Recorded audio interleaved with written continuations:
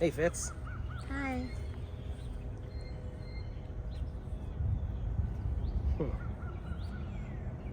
Fitz, you know what this is? I've never seen that before. It's a dog whip, a teaching device. You get a dog that won't mind you, a couple of lashes of this, they'll learn real quick. I knew it. I suspected it. Saw you guys running in the field and I didn't want it to be true. Nosy had no reason to fear this. I've never hit a dog with this in my life, unless you've been sharing minds with him.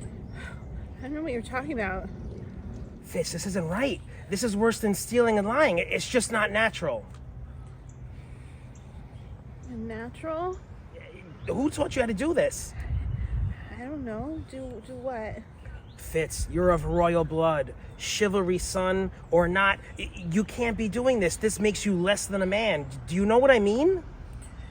No, I just spent a lot of time with him and I don't know. You're not speaking like a child. I heard it was like that with people who have the old wit. Old wit? What's old wit? The old wit is the power of beast blood. It starts as a blessing, but then it gives you the tongues of animals. But then it seizes you and draws you down until there's not a shred of humanity left in you. Hi everybody, I'm Joe. And I'm Mary. And we're Book Buds! And today I'm very excited to discuss Assassin's Apprentice by Robin Hobb. Mm-hmm. My new adventure. I'm so excited. I'm so glad you're enjoying it. Yeah, so this is like 1 of 12. What did I get myself into? Joe doesn't usually commit to something like this. This is a lot for you. This is a lot. I feel very accomplished. Yeah. Because it's kind of a hefty It's a hefty book. It's heavy. Yeah. It's beautiful. Joe chose a gorgeous version of this book. Really substantial. Yep. I love the gold on the cover. Did you want to show the pictures now or later? You could show a picture. This is the illustrated version. I just reserved it in the library and by accident got this one, which is so cool. Look how beautiful these pictures are. That's one of my favorite characters, the Fool.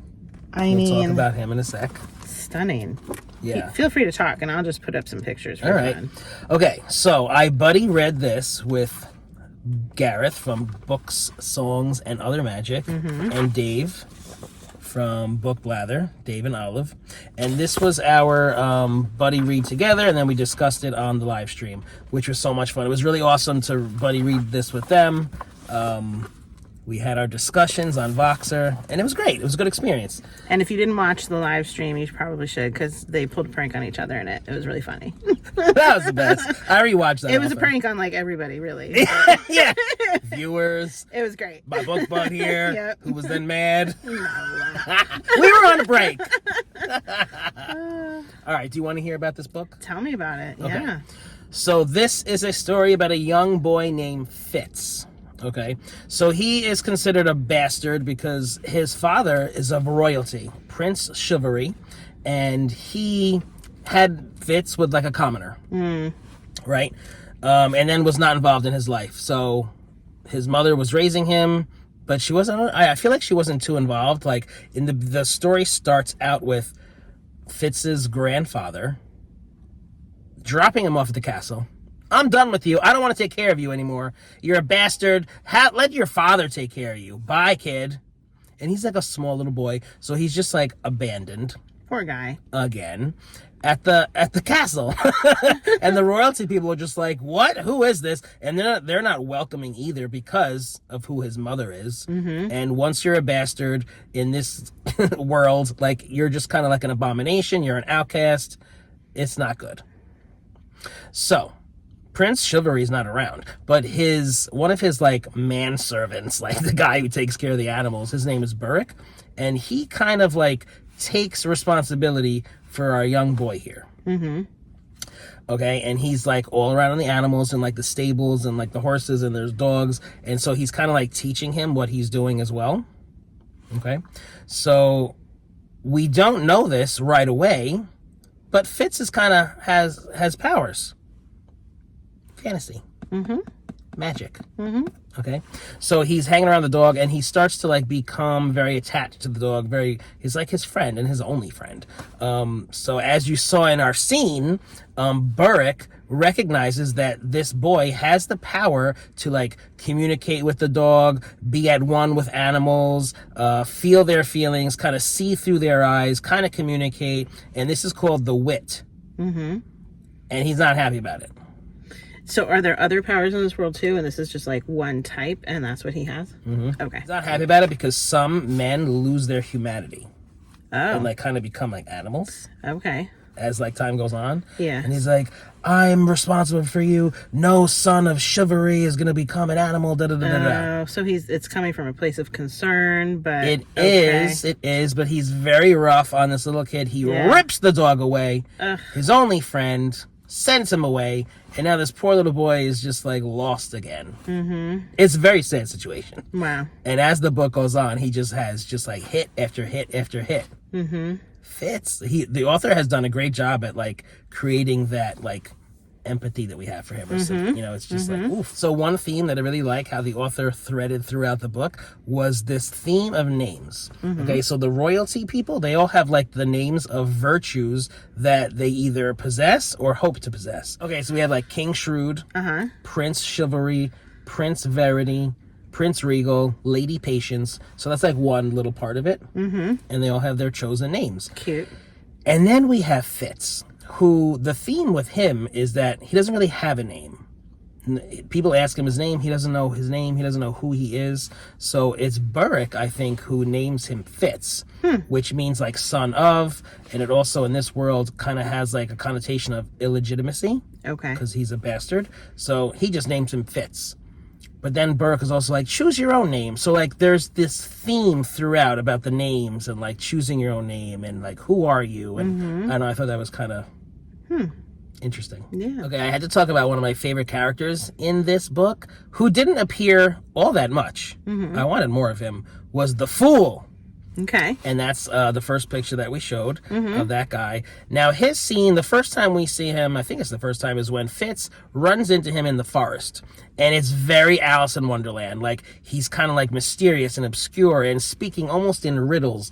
And it's said that the Fool is kind of prophetic and like can like predict the future. So he was saying this one line over and over and over again. And we're just like, what does this mean? It was Fitz fixes, feists fits, fat suffices. Over and over and over again. God. It was just so Alice in Wonderland to me. I loved it.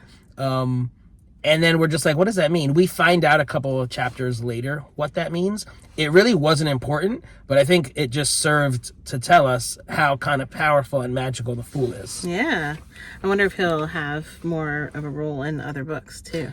Well, I think he gets his own little trilogy because this series is broken up into trilogies. And one of them is called the Fitz and the Fool trilogy. Or the Fool and Fitz, something like that. Okay, cool.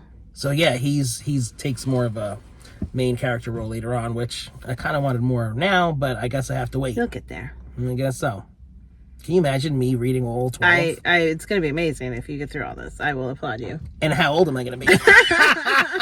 What will I look like then? How many New Year's resolutions will say, I have to finish it. I have to finish it. Yeah. So true. Okay. Loved this book. Okay. So I'm getting into like spoiler territory. So, I'm not going to say too much more about the plot, but I will say that Fitz is powerful. He has more powers, as I kind of mentioned. I'm not sure what else to say, except that poor Fitz, he was born into this situation without the father. The parents didn't, the mother didn't want him. The grandfather dropped him off. He had nobody. He connected with the dog. They ripped the dog away. Burrick was like his only friend. There's a lot of stress with Burrick throughout the whole entire book. Lots of betrayals, and it's like really sad at one point. I might have gotten a little teary-eyed when something happened to fall out between those two. I was like, what? And then like he connects with this other guy who trains him to be an assassin. I can say that. I'm like waiting for you to mention somebody's going to be an assassin. So Fritz is going to be an assassin? Fitz. Sorry. Yes, I think the king wants him to be an assassin. So he starts his training with this guy. Okay. Who also he then forms a connection with his teacher. but there's also drama with the teacher. And he's just always left feeling alone and saddened and abandoned, right? And then there's another power that he has, as I mentioned, and that guy trains him for that power, but that guy is a psychopath and like abuses him, and it's just like beats it. Terrible things that go on. The whole book is like very sad for poor little Fitz, but I know what's coming. Like he's gonna be like this powerful guy. He's a trained assassin now. So like this is the setup, but I was just like, oof, this is rough. Yeah. Wow. Okay, you ready for some minor critiques from me? Sure. All right, let's do it. This author is very subtle. Now, for fantasy, I kind of think like big descriptions and like, I'm saying flowery language, but I don't really mean that. I just mean like really like descriptive language, right? It's not really what happens here. So for example, okay, he's having a fight with someone, he has a knife, and Fitz stabs somebody. This is the line. If you're not paying attention, like sometimes I don't pay attention, you could miss it. After I put it into him, meaning that he didn't even say that. After I put it into him, I had to read that again. I'm used to like, you know, I geared up and thrust the knife deep into his gut. Right. Nothing. After I put it, what? That threw me. Yeah. Right? I'm like, okay, so I guess he stabbed him. I'm reading. I'm like, okay, he stabbed him.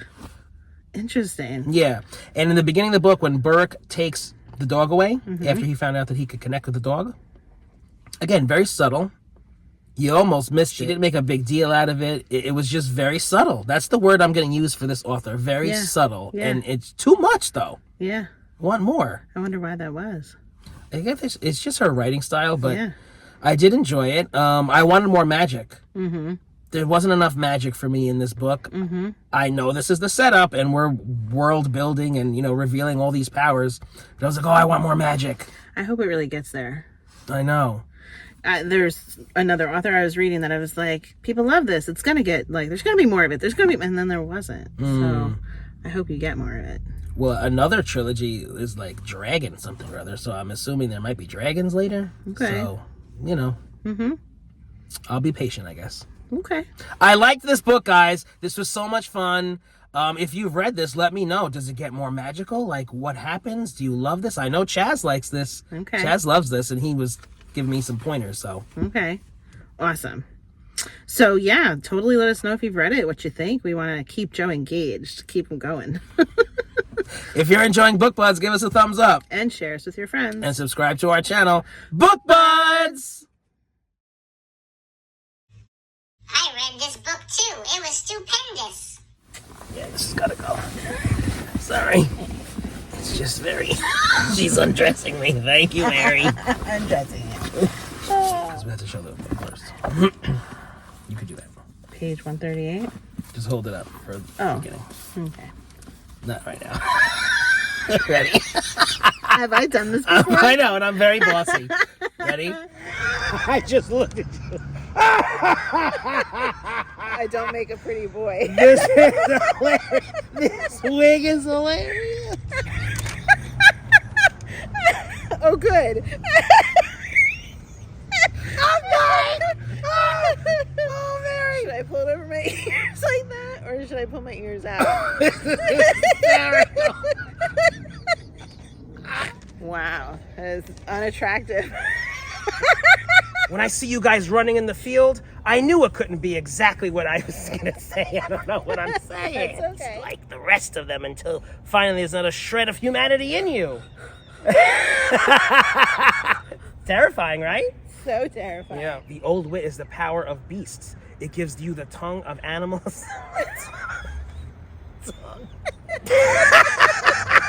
Are we good?